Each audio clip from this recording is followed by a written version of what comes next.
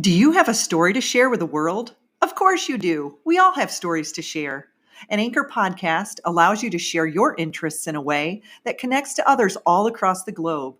If you have been considering starting your own podcast and don't know where to begin, Anchor makes it easy to record, edit, and publish with the click of a button. You can even add music. Whether it's crime dramas, self-improvement, paranormal adventures, or tips about parenting, you too can share your unique imprint on the world. Download the Anchor app or go to anchor.fm to get started today. You've got this. I believe in you. Welcome to the Existential Empath Podcast. My name is Tanya, and I am an intuitive empath. My intention is to share valuable tools and techniques that I have learned so you can tap into your own inner healer naturally and intuitively. Welcome back, everyone. I have Timothy Stuetz here with me today. Timothy went from a certified public accountant to an executive director and founder of Transformations, a nonprofit dedicated to assisting people of all ages to achieve their maximum potential, to a prolific children's book author of 86 books. Welcome, Timothy. I'm so excited to have you on the show today. Oh, I'm delighted to be here, Tanya, with you and everybody listening. Yeah, and so today, Timothy and I are going to dive into raising children through self-awareness, how to be a more present parent. And I am going to preface this with, I am not a parent. I do not have children. However, I am a child. And so I do feel that what we talk about today is absolutely relatable to pretty much any relationship in our lives. Right, Timothy? Right on. The relationship with ourselves, the relationship with our children, and the relationship with all of life. Absolutely. So you have written 86 children's books that have helped not only children, but their parents heal as well. So let's talk a little bit about that. What guided you into writing children's books? It's actually 88 now. I've two more have actually through in the last 3 weeks, which has been absolutely amazing. I started writing children's books by opening up a chocolate shop. No. Between being a certified public accountant and running seminars around the country, I woke up one morning and the first words out of my mouth to my partner were, if Hershey's can make chocolate kisses, I can make chocolate French kisses. And I did. That set me out on a path I ended up having to learn how to make chocolate, dip chocolate, form chocolate, sell chocolate, ship chocolate.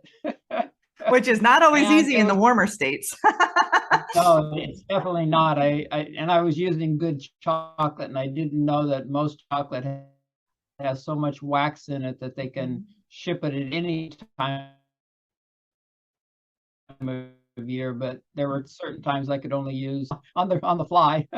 And it was one day in that chocolate shop that I received a UPS delivery in a huge box that I did not order. The UPS driver would not take it back. And when I opened it, I saw 50 little teddy bears staring up at me. And how those bears got to me is another story entirely. But I wrote poetry. I'd been writing love poetry and philosophical poetry for a long time. So I got the idea of combining my poetry with some inspirational words of great teachers into a little book and package it in a box with that little teddy bear and called it Tales of the Heart. And when I got it all together and set it on the counter of the candy store to sell, my mom took one look at it and she said, "You blew it. That should have been a children's book." Oh. And yeah, and I looked at my mom and said, "There's not one line in there for children about children, and I don't write children's stuff." But my mom knew me on levels that I wasn't even in touch with me. And somehow, almost 6 months to the day later, I found the first idea for a children's story, Bliss Berry Barrel Starship, to help children and families figure out challenges in their life and to help them see things from a different perspective. So that's how I got into writing children's stories. And I never intended to write more than one, but they just kept flowing. The ideas kept coming in and I kept writing. That's fascinating. So from public accountant to chocolate maker to children's book writer and to founder of Transformation. So when we talk about being present, being a more present parent, what does that look like to you? How do we explain that, when we are more being, more consciously aware of, that connection with our children or even our parents for that matter? That's really a matter of learning to be present in every moment. So to stop our mind and come fully present with whoever or whatever is before us. So what that looks like is going to be different in every situation, but watch their body, listen to the tone of their voice, and really take in what they're trying to share with us. Mm-hmm. Without getting our mind involved and wanting to answer real quick, and being able to process things on deeper level and connect with that person, no matter who it is. And especially if it's a child, they really need to feel that they are number one, that we love them more than anything else. And we're not going to put them aside to take care of something that might not be so meaningful, because a little child, once they're damaged, it's really hard to correct the damage. Absolutely. And, I think too, just honoring, oftentimes children will present, they don't always use their words, right? So they'll present in, aggressive behavior or a temper tantrum or trying to seek attention, or, there's a variety of ways that children communicate non-verbally, right? Yeah. And so as a parent, being more aware of that. And so where does self-awareness play into this? As a parent, being more self-aware of your upbringing and, the types of things that you may be presenting to your child or even teaching your child. How does that play a role in all of this?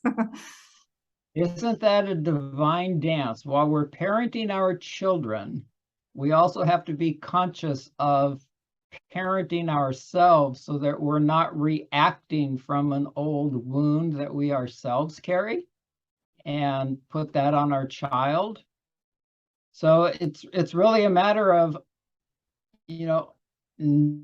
knowing our own past, undoing our own demons, mm-hmm. and not letting those interfere with how we interact with our children or with anybody for that matter. So we're parenting ourselves at the same time we're parenting our children and having to watch that.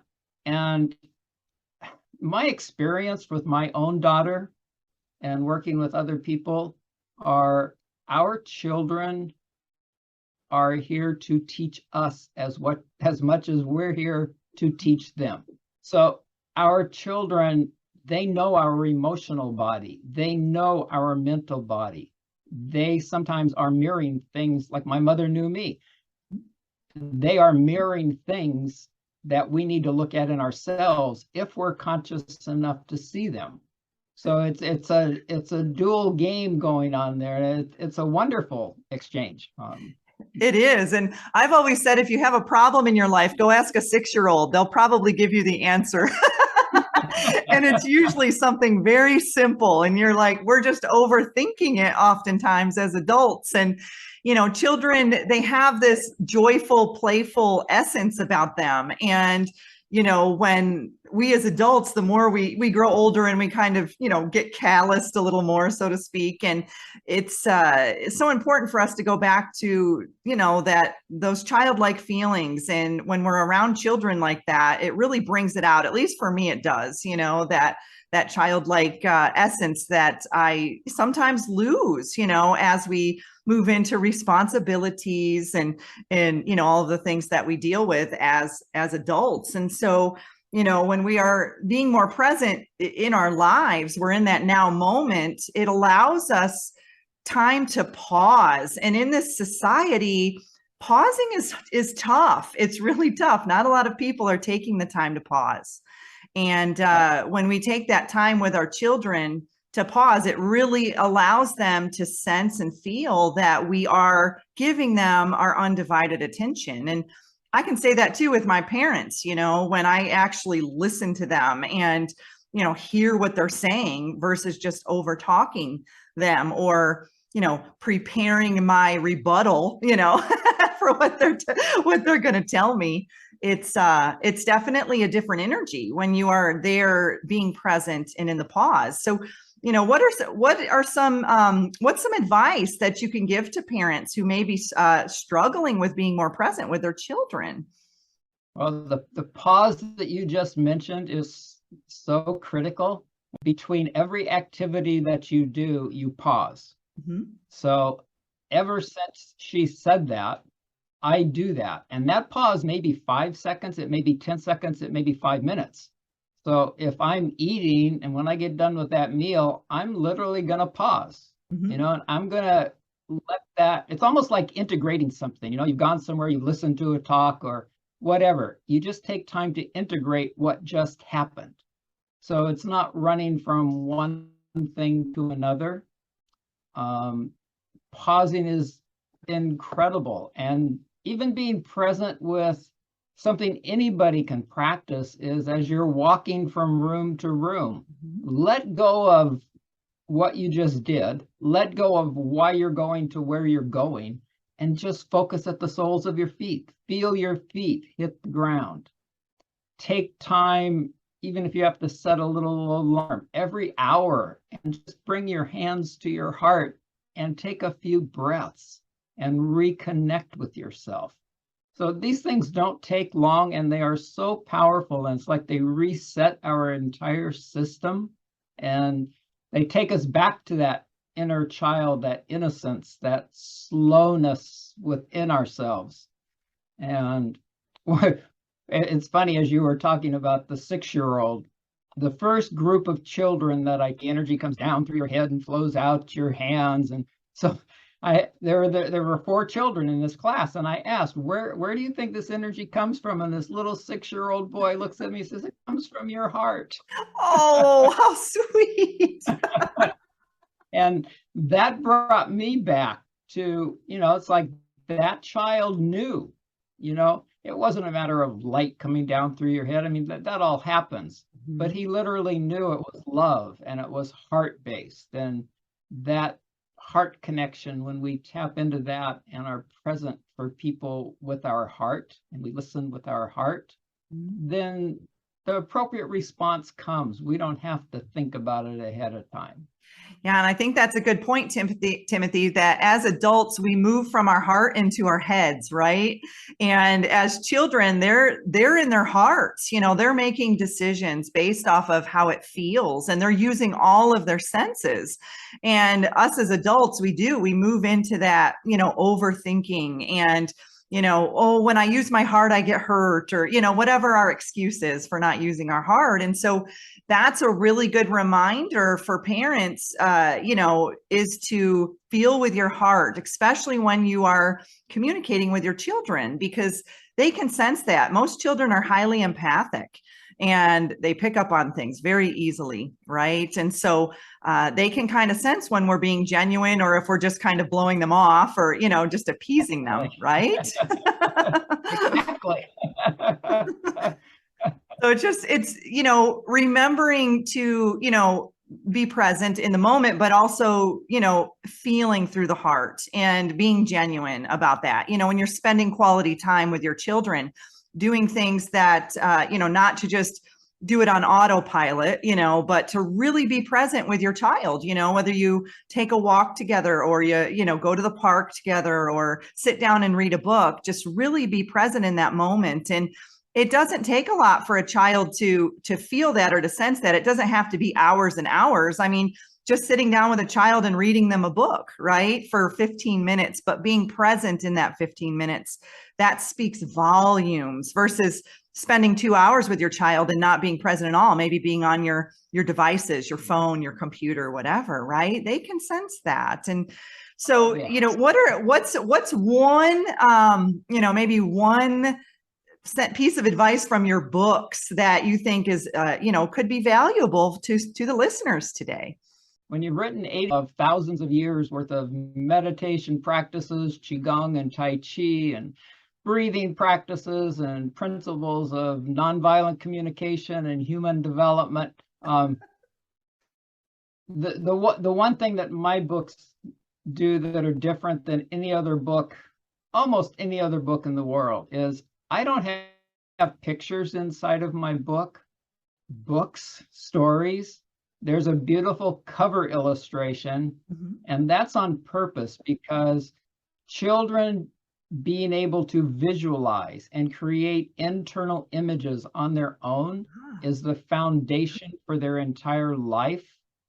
So when they can listen to a story and create their own pictures without seeing a static picture of what an adult thought should be on that page, they get to exercise their ability to create images in a way that can't be done any other way. Plus, that also allows space to create an interaction with the child and with the reader, because people see things from a different perspective. So after you read a page or after you read a couple of pages, you can actually ask your child, what did you picture happen? What did you feel? What did you smell? And then you can share what you experienced as the reader. And it might be completely different. And children can really start to learn experientially that we all think differently. We create images differently. And neither one's right. It's just what's happening. And if a child can learn that at a young age, oh my God, because there's so many adults that don't even know that. Yeah, not even that, Timothy, just the aspect of visualization. And that's probably even helpful for the parents because, as we get older, oftentimes we lose that sense of visualization or imagination. And so it sounds like your books are very interactive, not only for the child, but for the parent as well, which is amazing because it puts them both in that present moment of being creative and activating different senses within the body. And so that's fascinating. I love that. There were so many stories that my daughter wanted me to read to her that I did not like.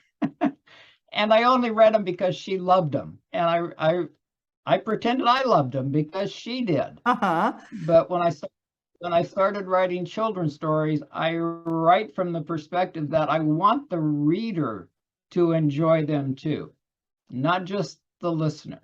So I want they're written for the older people too. And I've learned from them, over the 40 years I've been writing children's stories. It's amazing because they've developed my creativity.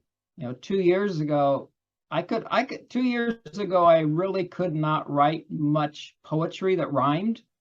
And then all of a sudden, 2 years ago, every story that was being written was just all poetry, and it all rhymed. And I was like, wow, this is incredible.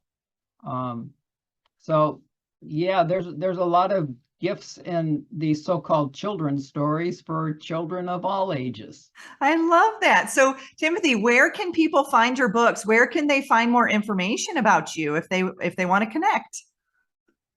They're at timothystuetz.com, and you might have to put a www in front of it. And there's a freebie tab in the menu where there's an on-demand training for parents. It's called 3 Magical Wands for increasing your children's happiness, creativity, and empowerment.